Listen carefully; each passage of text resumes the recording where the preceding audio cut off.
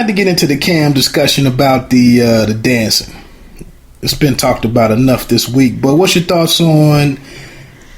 I actually think Washington can win this game, and I'm gonna say it more so because it's very hard for NFL teams to win 3-4 games in a row as is.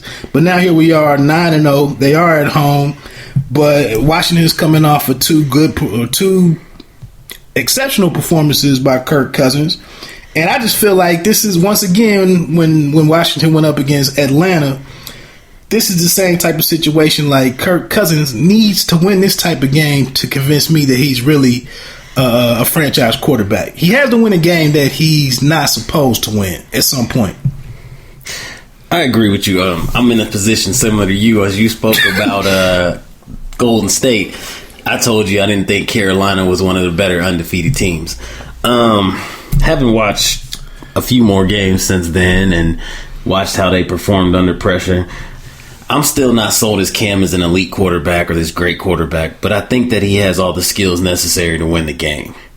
And something that I talked about. You mean before, win a game in general or win this game this week? In general, when you you need a drive to win the game, I think he can do it.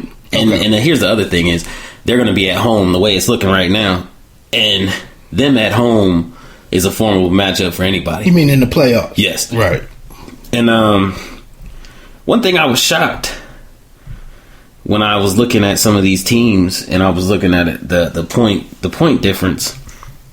Carolina is a plus 80 in points for and points against. I sit up all the time and talk about how their offense isn't that great. Their offense isn't that great.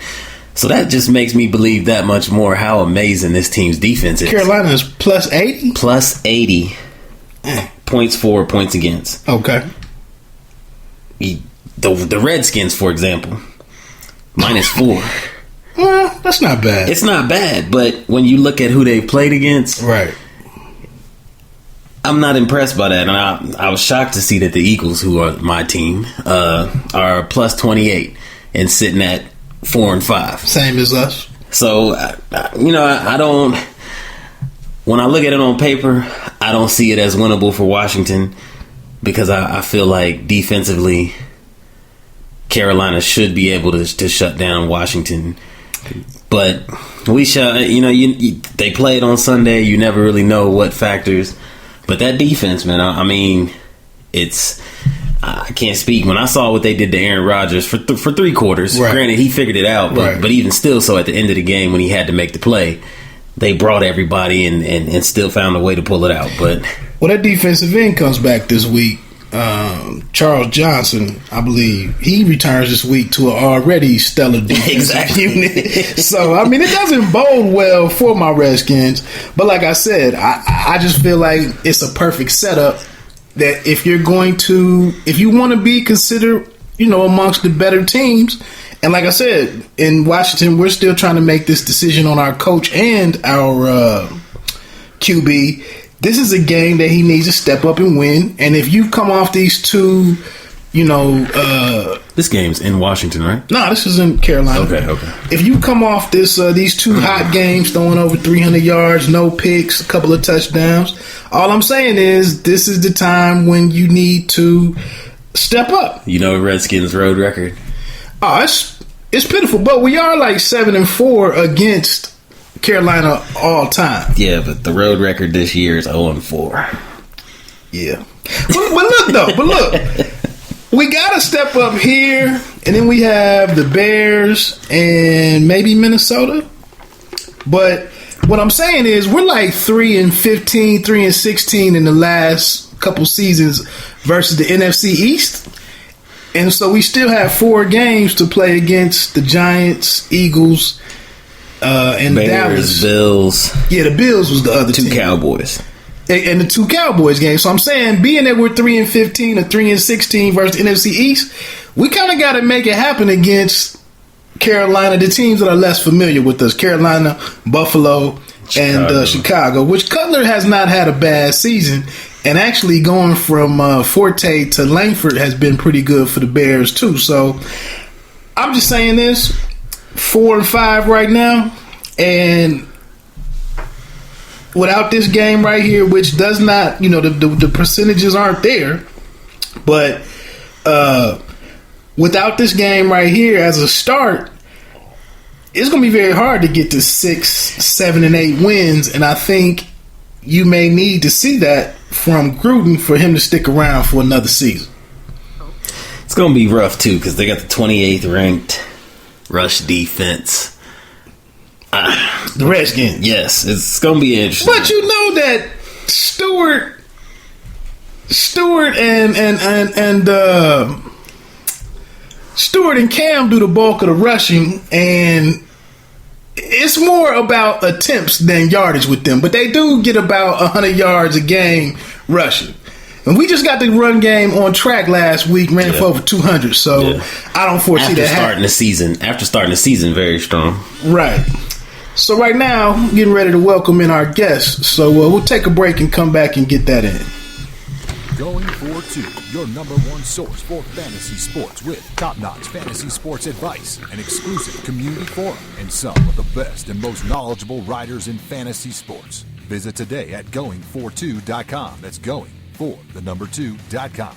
Going for two features NFL, Major League Baseball, NBA, and more. And they also provide the best advice for your FanDuel, DraftKings, or daily fantasy sports site. Sign up for the Going for Two newsletter and get updates immediately through your email. And while you're on the site, make sure you check out the exclusive section, Why I Hate. That's going42.com, GOINGFOR2. Going42.com. Go visit and get the inside scoop of everything fantasy sports.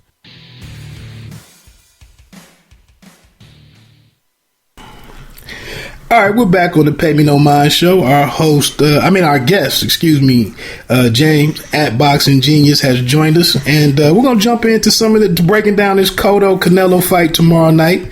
That's actually going down in New York this time, right? Yeah. Okay. So anyway, man, a lot of stuff has happened since you last came on the show. I appreciate you making it back on, and it seems like the consensus pretty much is that Canelo is the favorite, but there are some people out there thinking that Cotto has a shot. How do you see this one playing out, James? Yeah, Cotto's considered the underdog. He's the real live dog. Some people say it's a 50-50 fight. Great pay-per-view. There's a lot of lousy pay-per-views out there. This is a good one. Some good matchmaking. People definitely looking forward to this one. I've been a Cotto fan for a long time. You can't help but like Canelo. He's great to watch. Cotto's had a great career. Ultimately, my heart, I think, says Cotto because I've followed him for so long. I think that in the end, even with a big catch weight, and both guys did make weight today. I think they said they had 5,000 people out for that weigh-in, which is crazy. Showing the interest in the fight. Right. I think in the end that Canelo's youth and his likely size advantage are probably going to carry the day for him. That's kind of where I'm at with it. Like you said, Cotto, I can't hate against the guy. He's fought everybody. He's looked good against pretty much everybody. I mean, at one point in time, he had landed the most punches on Floyd during their showdown. But like you said, I think I'm just going with Canelo on the size advantage, being and the youth and being a bigger guy and strength. But it's kind of interesting because Canelo tires. His fatigue is always comes into play. So if Cotto can get it to the latter rounds and do some boxing up front, land some body shots and whatnot. Maybe there's a way for him to make it interesting in the final third of the fight. Yeah, that's an interesting aspect of it, right? Cotto's also had that problem in his career. Exactly. Recent years. So you look at the a couple of his earlier losses there with Pacquiao and Margarito. And he took a lot of punishment in those fights, but very late stoppages. He faded down the stretch, particularly in the Margarito fight. Right, he was winning the first half of that fight, Right. He got ground down. There's a good chance Margarito may have cheated in that fight, and he took a lot of punches. But nonetheless, he's had that problem too, and it seems like if he can avoid that problem, that's his best chance. I think the common thinking is that Canelo's going to be the aggressor. Cotto has to be a little bit more the boxer, the wily veteran. He needs to avoid high contact, especially early in the fight, to not fade later. Maybe Canelo gets tired and that he can shade 7 out of 12 rounds. I think that's his chance, at least 7 out of 12. And I think he has some chance to do that. I wouldn't lay even money on it, that's for sure. Right. And Brandon, I throw it over to you with this thought. What's your thoughts on a common opponent being Austin Trout or Sugar Shane Mosley? I'm torn. I hear what he's saying, and I've read a lot of the experts' thoughts on it. I feel like Canelo still has so much that he hasn't shown. I feel like he hasn't been, when you compared those other fighters, Pacquiao's very active. Margarito, very active. We haven't seen Canelo against somebody that was difficult to hit outside of maybe not Mosley, but Mayweather. And against Mayweather, he took an approach of trying to box. Mayweather, it wasn't because Mayweather was powerful, so I'm not really sure why he took the approach of trying to fight that kind of fight. I'm not sure who shows up tomorrow. I think the fight's definitely Canelo's to lose, because if he's aggressive, then you think that eventually he can wear him down. But I question, does he like getting hit? I remember early in his career when he fought the guy from Contender. They ended up stopping the fight, but what was his name? Alfonso Gomez. And in that fight, I was shocked at how much Gomez was able to land clean punches on him, and I really didn't think he responded well to it. But Gomez couldn't take a punch. Gomez wasn't nearly as big as him. So when he fought Lopez, he steamrolled Lopez, ended the fight in the first quarter of the fight. So I don't know, do we get that guy, or do we get the guy that's calm, trying to counter, trying to box? I actually think Cotto's boxing is underrated. I do too. And I really do believe that from the veteran standpoint, unless Alvarez fights that way, I think he ends up being behind. I think he ends up getting outclassed, and I think it doesn't look good for him at all. So I'm not sure how I feel about the fight. To me, it all falls on Canelo. So, James, do you think that are you maybe a little bit more upbeat about Canelo based on his performance coming out of the Kirkland fight? Because I didn't expect him to take apart Kirkland in the manner that he did. So that's why, to my brother's point, I'm kind of a little more optimistic of the version of Canelo that we see just because of that performance. Yeah, he looked like a world beater against Kirkland. And Kirkland's actually one of my favorite fighters to watch, for sure. Didn't have, I think we would have learned a lot more if we'd known, if he'd had Ann Wolf in his corner. He hasn't been the same fighter, the couple times he's been out without Ann Wolf. Maybe the same result would have happened, but he looks tremendous against Kirkland. And he took some leather back, too. He just pretty much can't avoid it, but he just destroyed Kirkland. When he did it a few years back, it was kind of a fluke, but there was no fluke about the way Canelo took him apart, basically knocked him cold. So I think both guys are in great form, actually. Cotto looks the best he's looked in years. Canelo, Brandon just talked about some of his inconsistencies. And that might be just the inconsistencies of youth. So you never do know who you're going to get.